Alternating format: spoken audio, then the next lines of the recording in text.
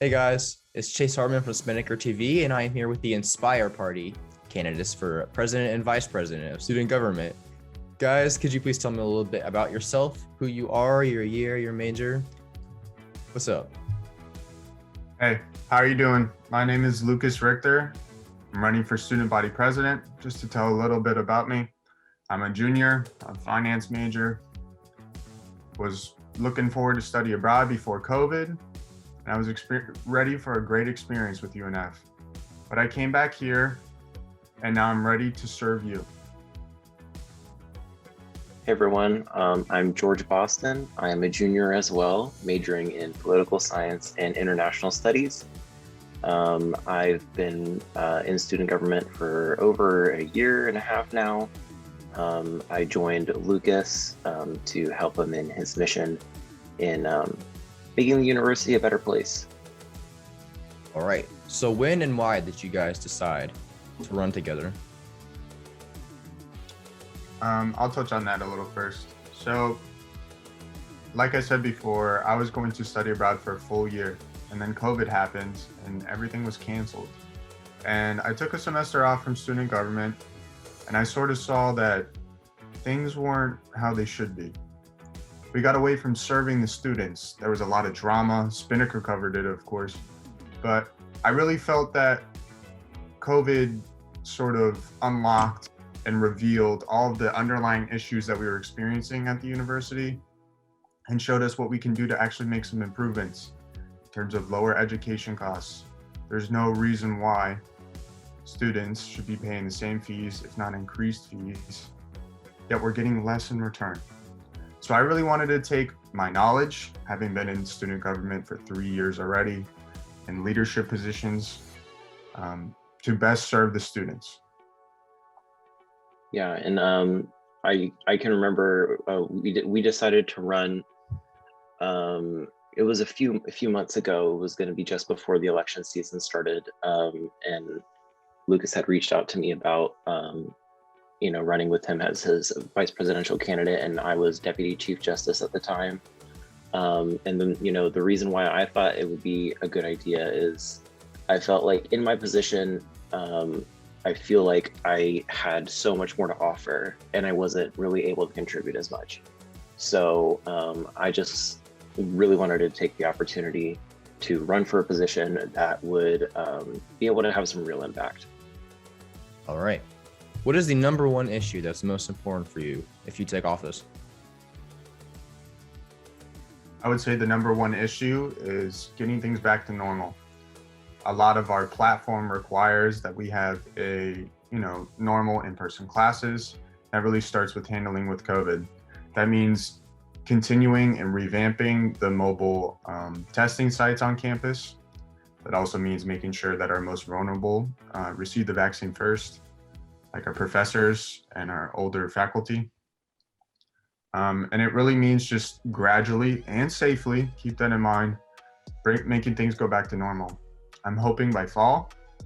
And if we're able to do that, we can really latch on to the issues that are most important for our students, like lower education costs, better communication within student government, keeping them updated on the initiatives that we're actually working on, not just a monthly update that you see on your UNF email that almost no one reads in the first place. We want to make sure that we're connected with all of you. All right. How are you going to make sure that you're connected with the student body and accurately representing their voice? Really I can kind of touch on this a little bit, maybe Lucas. Really it comes down to maximizing our use of social media marketing, making sure that we're using our Instagram, Twitter, Snapchat, and I want to get student government on TikTok as well.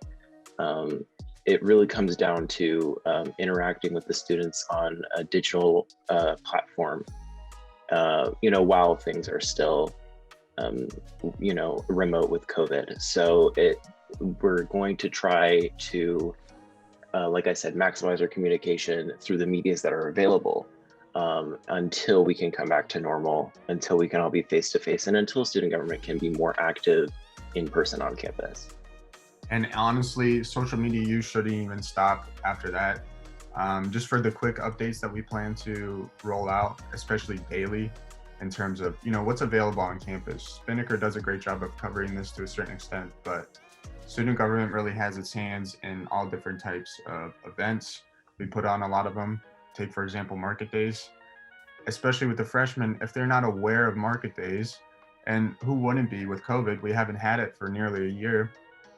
We need to make sure that they're there, that they're getting everything out of the university that they're already paying for through their fees. It also means being in touch with the freshmen before they even matriculate into the university. So that means being at orientation, being a face, having student government there to explain to them, to guide them, to get them involved. The Inspire Party, and our tagline is inspiring ospreys to swoop and soar to new heights. I feel like, quote, with COVID, we've all sort of condensed together into our own little family lives. Everyone's experience has been unique. It's been a lot of, staying inside, not partying, and, doing the things that we normally did, being active students, having fun. So we want to make sure that we're inspiring everyone around us in terms of student government and the student body to be great when things do go back to normal, to have the fun that they've been waiting for so long. We don't want to make sure that everyone around us feels excited and capable of doing what they want to do. Okay. What kind of legacy do you guys want to leave? We really want to build upon, student governments of the past.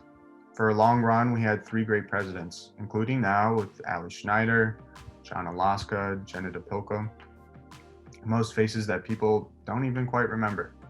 But they did a lot of stuff to bring student government into the fold in terms of pioneering programs like the Student Involvement Center, and right now with SKIES. But we also want to build upon that. We want to make our own impact, our own change. We want to make campus a place where people want to go, to have fun, and to learn, most importantly, at the cheapest price possible. We want to make sure everyone feels like they belong. Because after all, UNF is our home, every student's home. And another thing I want to, say after that is that, as far as leaving a legacy, I think, the job of student body president and the job of student body vice president, they don't hold any kind of glory. They're tough jobs. They are, they're not it's not like an influencer type of situation where everyone's going to know your name and kind of like what you do. So I feel like the legacy that we want to leave is not necessarily, having people like Lucas and George did that. It's about, these great things were accomplished in student government during this time, that's what we're really more focused on. It's not about any kind of leaving any kind of personal legacy because, that's not going to help the students in any way. It's about working with the entirety of student government, working with everyone to make sure that we leave a great impact during our administration. Really, our legacy comes down to the memories that all of our students share, 50 years later about, remember that time in college? That's what we want. We want students to, have fun and to reminisce. And it really starts with us. Why are you the best choice out of the 3 candidates to lead the student body? And is there anything else you'd like to say before the election? Of course. I think it really comes down to experience. I've been in student government the longest. I was there through 3 presidents. I sort of know how things can work. I feel like there's this sort of understanding of each candidate thinks they know what's best for the students. They know what can realistically be done. And to a certain extent, I think I know the best. I know the parameters of student government. I know our funding limits. I know the options that we already have available in terms of, problems that have already been solved for the students, like the Safe Ospreys app. Most candidates are calling for more blue lights on campus. I don't really think that's the crux of the issue. We have plenty of blue lights. We just need to make sure the blue lights we have are working. We need to make sure that we're, blasting out what the Safe Ospreys app is. It's basically a mobile blue light. It's an app you download on your phone. You click the button, UPD comes to you. So why would we invest so much money on infrastructure for blue lights when we don't really need it? So my experience, my understanding of what student government can do, and what we already have is what distinguishes me from everyone else. Definitely. And another thing I'll say, after that is that, we have some really good candidates running this election. Everyone has, these really grand and great ideas for what they want to accomplish. And, nobody's saying that they're unfit or that they won't be able to accomplish those goals. I think what it really boils down to is who, the regular student, who they trust to run student government and to represent their interests the best.